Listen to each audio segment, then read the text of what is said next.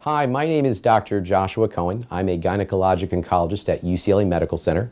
In honor of Cervical Health Awareness Month, which is January, I'd like to take the next few minutes to discuss with you what cervical cancer is and what preventative measures that you can take to reduce your risk of cervical cancer.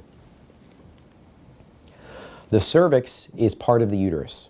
It's the part where when moms have babies, it dilates and babies can travel through the cervix to be delivered. I describe the cervix as part of the uterus the same way that we can think about the state of California. Northern California is the uterus, it's the top part. Southern California is the bottom part, which is the cervix. They are connected, and geographically they have some similarities, but they're actually very different. And so when you see your OBGYN, when they do a pap smear, they're testing for precancer cells of the cervix. In this picture, that's the bottom part here. This is the top part of the uterus, and the bottom part is the cervix. In the United States, 14,000 women will be diagnosed with cervical cancer this year, and in my opinion, that's too high. There are measures that we can take to reduce your risk of cervical cancer, and we're going to talk about that next.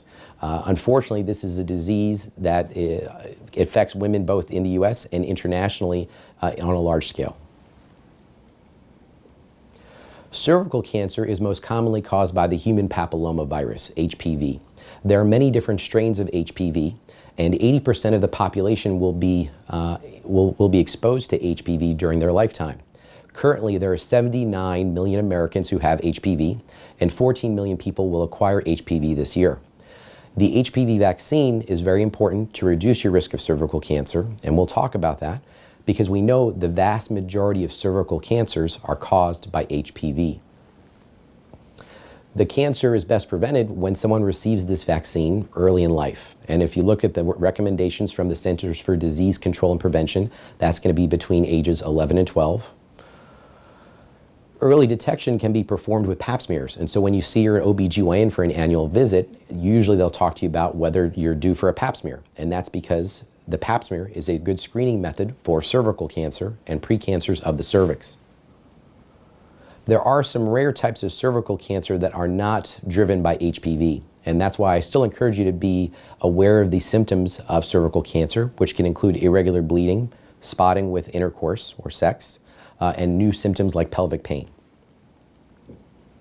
How can we prevent cervical cancer? There are some very basic steps. The most important one is to consider the HPV vaccine.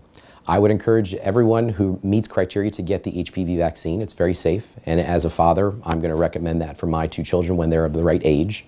The FDA has just approved the HPV vaccine for people up until age 45. The Centers for Disease Control and Prevention is going to review that recommendation, and if they also agree, insurance companies will now start covering that vaccine up until age 45. Currently, insurance companies are covering the vaccine between ages 9 and 26. The other recommendations to prevent cervical cancer would be to reduce smoking if you are smoking, or to stop smoking. Smoking is linked to cervical cancer. Also, to see your OBGYN for appropriately timed pap smears. Pap smears used to be done every year. We're now spacing that out for patients based on certain criteria, but I would still encourage you to see your OBGYN once a year for an annual exam and discuss with her or him whether you're due for a pap smear and or HPV test. And then lastly, be aware of symptoms. Discuss if you're having bleeding with sex or bleeding between periods. Bring this up with your doctor, whether it's your internal medicine doctor or your OBGYN. Advocate for yourself to make sure that there are no symptoms that you're ignoring. We here at UCLA want you to do well. We have an entire department of OBGYNs, and if you have any questions or concerns, the information is here to call and make an appointment. We also, like myself, have a group of gynecologic oncologists that specialize in cervical cancer, and we're here and happy to answer any questions you have. Thank you.